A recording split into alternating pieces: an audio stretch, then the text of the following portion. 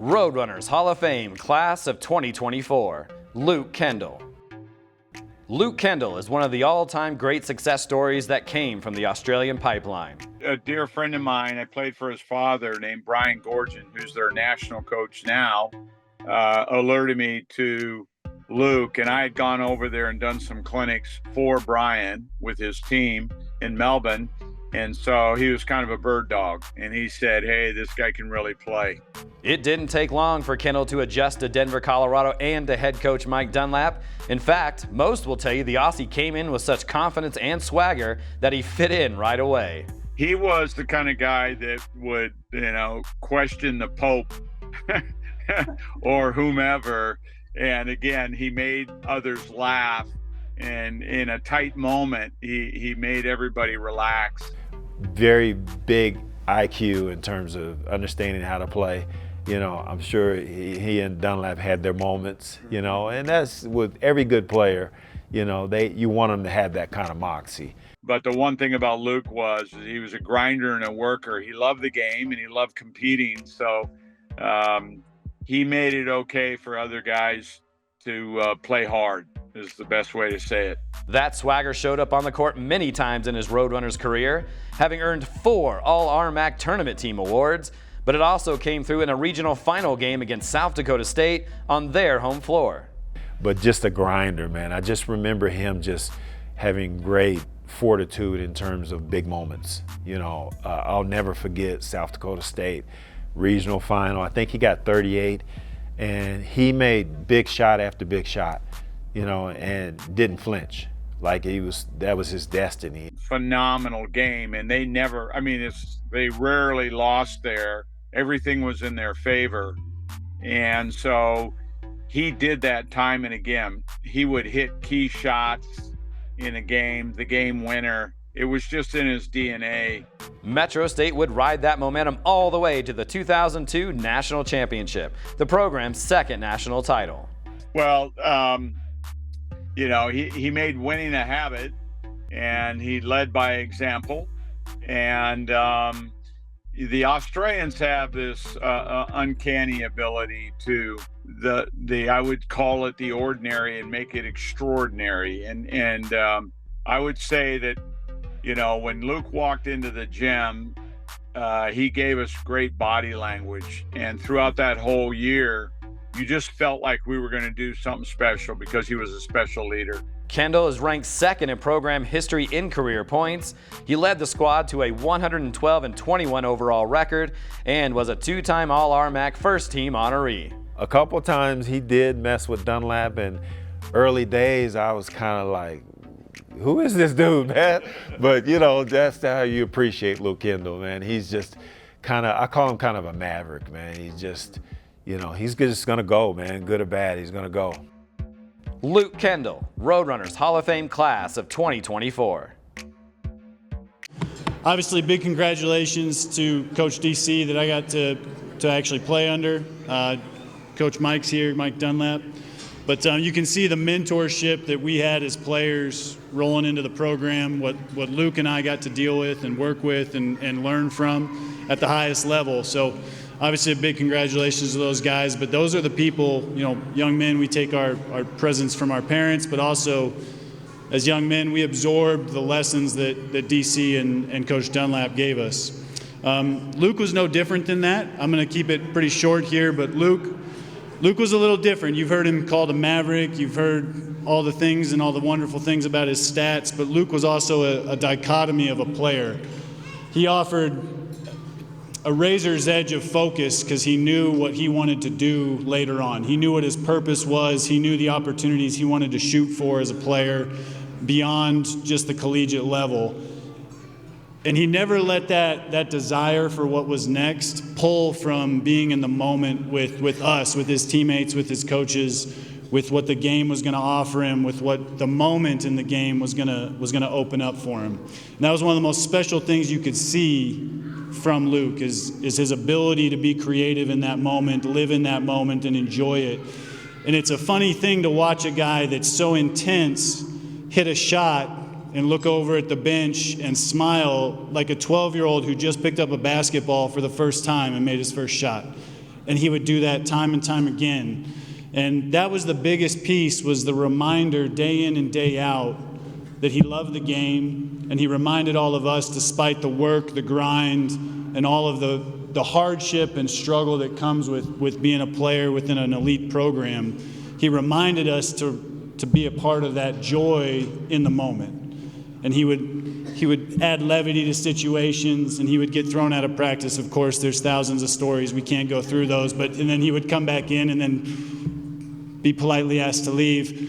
And so we had those things that you just kind of shook your head. But then at the same time, he would give on his worst days to his teammates and build them up, to guys like Mark, to young players. The list just goes on. To his teammates, the people he was so loyal to. That was Luke off the court, outside of the lines. Everybody knows his stats. Everybody got to see him play. But when you saw him off the court, he was always smiling. He was carrying that heavy load and giving of himself to those around him to make them better. And I know that he's taken that beyond this, but for the 4 years I got to spend in the program, and 3 of those years with Luke, he was just something special. And it was phenomenal, and it was a blessing to play with him. It was a blessing to watch him lead those around him and guide young players, young men, as he gained experience to the next level. And I'm just gonna hand it off to him at this point, but that's the Luke Kendall we knew, we loved, and that we got to experience everything with. Luke.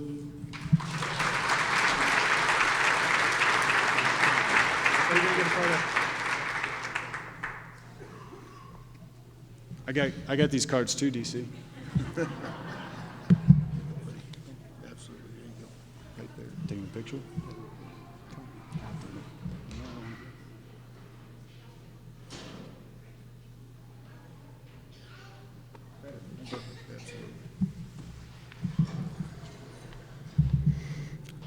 Hey guys, I'm back. Thank you, Ryan. Appreciate the intro. I'm glad you got to do it, because from some of the conversations we had with a number of people in the room, it could have been a bit of a roast for me, but I appreciate the positive words there. So, yeah, thank you, Ryan. You had my back through the whole time I played at Metro, and nothing's changed. Flew out here 3 days ago, and we spent every second together. So, really appreciate you. It's funny because I never really imagined that I'd ever have a chance to be considered in the Hall of Fame, especially after the 4 years that I had been here. I thought the hell would have to freeze over before Dunlap would ever let me be even considered for quite an accomplishment like this. So really appreciate it. It's been a blessing. I'm super honored. And I really appreciate it. It's been great. It's been 20 years since I've been back, and to see everyone's beautiful faces with all the relationships that I built and went to war with all the boys. So, super appreciative of this moment. We've had to cut it down a little bit because I know DC stole some of Wertho's minutes, and that was supposed to be my line because he gave me the permission to just thank a number of people on both of our behalves. So I'll skip through a couple of these little bits just, to give some extra time for the ladies and Mitch, obviously.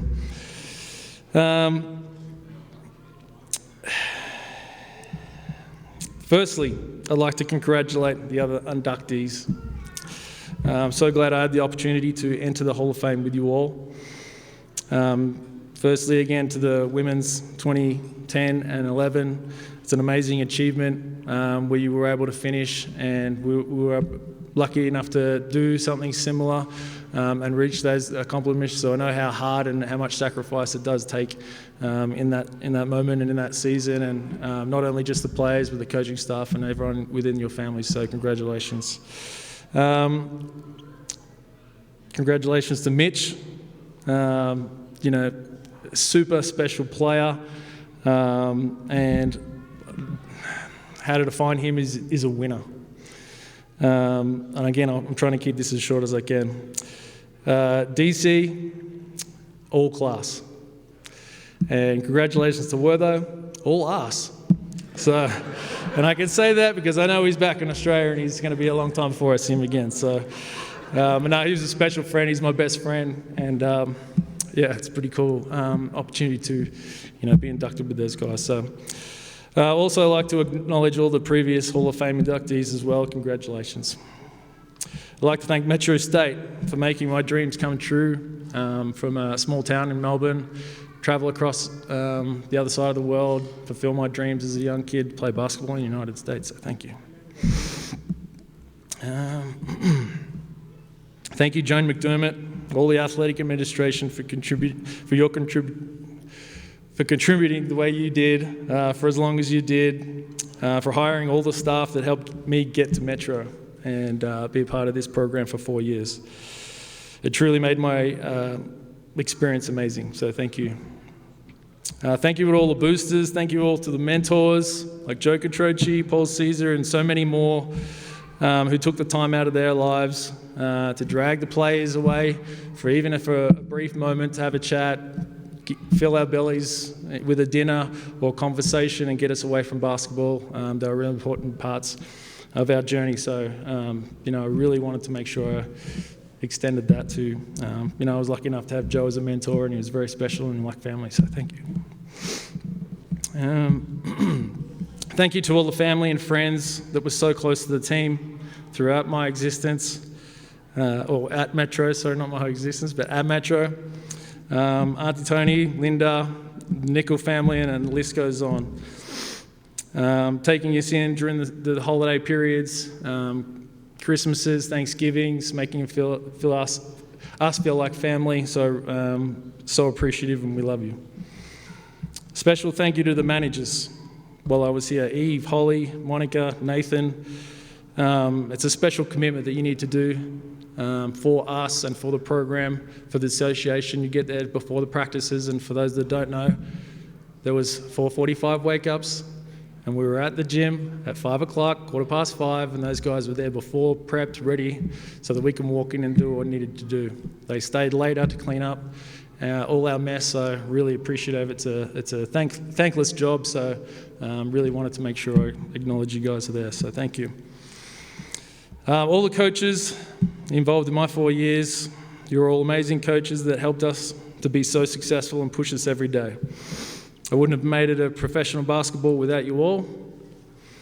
It's a testament to all the coaches that continued their coaching careers to lead their own programs and still continuing to do so. So congratulations and thank you. Coach Dunlap and family, Molly, Holtz, Spencer, Ellie, thank you for lending Mike to us, devoting so much time to help build us young boys into men. It was a huge personal sacrifice for your family, and we thank you. I'll get a little. Will I take a minute? All my brothers, teammates, don't think I've had a better platform to show just how much I appreciate going to battle each and every day with every single one of you. Thank you. I think you all know how much you mean to me. If I talk about it anymore, I'll start to tear up. So I'm just going to keep it there, and I might circle back around to it later.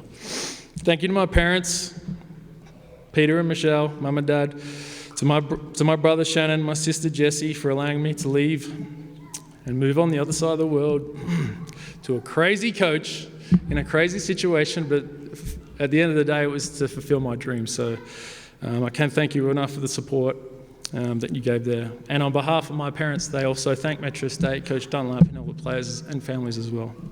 So I just had to get that in there. Thank you, Mum. Thank you to Alex, my beautiful partner down there, to my boys, 2 boys back home, Bo and Jet,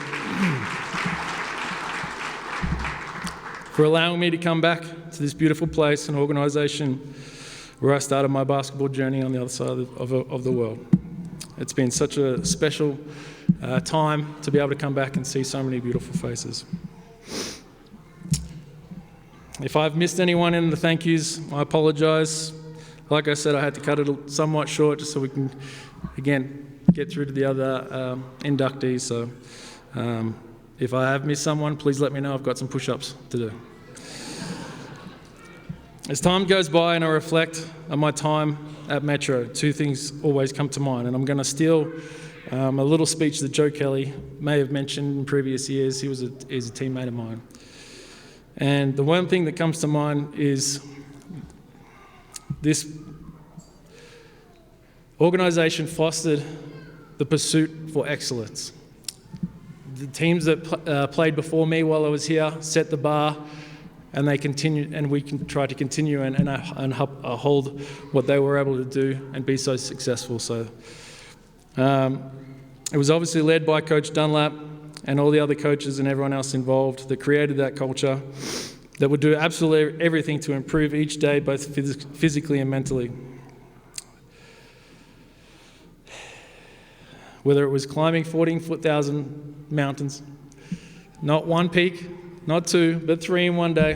Whether it was riding up 14,000-foot mountains, whether it was etiquette classes in their locker room, was it listening to businessmen, mentors, endless inspirational speeches before practice, during practices, post practices. We did absolutely everything we needed to be successful. The results showed. Early morning wake-ups and so on. Yesterday I had the privilege of talking to the Metro boys, and at the end of the talk, one of the players asked, "Who was that led by?" Now I know initially it was definitely Mike and the coaching staff, but he installed that in the groups before I came, and the reason why they were so successful, And then it became part of the culture that they had built. And every player that came in was the first to speak to the players and let them know what it was supposed to be like. And then the coach would remind you each day, one way or another, that's the level that you were supposed to be at. So it was a bit of both. The second thing that comes to mind is the brotherhood that we created in the daily battles. Like I mentioned before, I'm not going to go too deep because I'll probably start crying. But you can all imagine how close we all were and had to be to help each other with our own daily battles, and I couldn't have done it with each and every one of you. So thank you so much. Now finally, to wrap this up, I've been contemplating how I wanted to do this. There's many stories throughout my time, and I'm sure you can probably all understand from some of the comments that I've made earlier. Lucky enough to be in that little shindig that Joe threw together last night. And the one thing that I brought up with a couple of people, and I was speaking to Joan McDermott actually, with all the stats, achievements, personally and as a team, I probably couldn't tell you one of them. But the one stat, the one thing where I know that no one else in the program has ever probably done, and probably will ever do, and as I was saying it to Joan, she finished the sentence, so that's why I knew I had to say this tonight. There's one thing where I stand alone. There's no other player that's been thrown out of the practice as much as me. And I don't know if that's a good thing or a bad thing. And DC said it before, I don't know if there's stubbornness in it, but I kept coming back, and that's exactly what I wanted from day one from Mike. I wanted him to coach me as hard as he possibly could, and he did that. Now I'll give you a little story about one of those little situations. This is probably where Coach is sitting there, and he's a little bit nervous now because he knows it's coming his way, and this might be my last chance to ever give one back to him. So sit back and enjoy this one. So let me paint the picture. We're in my senior year. We're in the Christmas break. We probably practiced 4 days in a row. It's a Saturday morning, so we don't have any school. We're probably the 4th or 5th hour into practice. And probably in the 3rd hour, I felt quite good that day. I thought I had a good day. I hadn't copped a rocket yet. So I said, all right, I'm going to make sure this next hour or however long we go for, that I'm going to do everything I can so I do not catch a rocket today. This not come on my way. I'm going to make sure that. So the practice finishes, and what Coach usually does at the end of every practice, he says, all right, bring it in. And when he says that, we all start clapping and we all start to bring it in. And so I quietly in my own head said, yes, I finally made it through the practice and I didn't get a rocket today. So I might have had a little bit of a smile, a little bit of a smirk. And he caught the last little glimpse of that. And he said, Kendall, hold on, whoa, everybody, hold on. What do you think you're doing? And quite naturally, I was shocked. Had no idea what he was talking about. So I pleaded the fifth and didn't answer and waited. And obviously he was going to tell me. And he said, you're a captain of this team. You're a senior. You should want to go for another 3 bleeping hours. Get your ass out of here. So as I turned, ran out of the gym. So then the rest of the team knew practice wasn't over. So good luck to the rest of the team. So I'm sitting in the locker room for maybe 5-10 minutes, as I quite often did. And every time DC would come in, hey man, what did you do? And I said, man, honestly, I have absolutely no idea. It was one of the best practices I've ever had since I've been here. I didn't get one rocket. I can't tell you. He's like, all right, you know the drill. Give us the best effort. Be the leader. Be the loudest in the gym. Finish it off today. I was like, all right, get out there. So coach is maybe 5-10 minutes into the speech, and I'm standing on the sideline with DC. And he catches my eye again. He goes, Kendall, what the bleep are you doing here? Get your ass out of here. So I turn to DC, and DC goes, hey man, you're on your own. So I go back to the locker room. Practice is finished, maybe another half an hour later. We get up the next morning. DC calls me in and he says, hey man, we're going to get you in a lather before Dunlap comes in. We're going to get half an hour. We're going to get you flying. So when he walks through that door, there is no excuse. You are going. We're doing closeouts, shooting, defensive slides, loose balls, diving on the ground. I'm literally in a full slather. I shit you not. Coach took 3 steps into the gym, saw me on the other side of the room, and he goes, Kendall, what the hell are you doing in my gym? Get the f out of here. And so that was 3 times I got thrown out of practice in under 3 seconds. So I don't know if that record may ever get beat ever again because of the times that we're living in now, but I appreciate everything you did for me. It was exactly what I asked for. You pushed me to the nth degree, and I loved every minute, and I love you for it. Thank you for the rest to everyone else, and I appreciate you. Thank you very much.